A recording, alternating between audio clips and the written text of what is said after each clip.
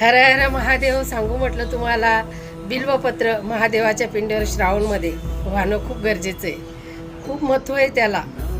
पार्वती मैयापासून हे तयार झालेलं बिल्वपत्र कुठूनही तुम्ही आजकाल आता श्रावण चालू आहे तर विकायला पण असतात. तुम्ही घेऊन या आणि महादेवाच्या पिंडीवर मंदिरात जात असणार तर 100% बिल्वपत्र व्हा. 108 मिळाले तर 100% छान. 108 नाही मिळाले तर असे 3 आणा, 7 आणा, जेवढे मिळालं एक तरी आणा. सोपं पण बिल्वपत्र महादेवाच्या पिंडीवर 100% व्हा. जवळ मंदिर असेल तर व्हायला काय हरकत आहे. रोज व्हा मी तर म्हणते. आणि ज्यांच्या घरी बेलाचं झाड असेल त्यांनी तर रोज व्हायला पाहिजे. खूप महत्त्व आहे. खूप प्रिय आहे भगवंताला आहे.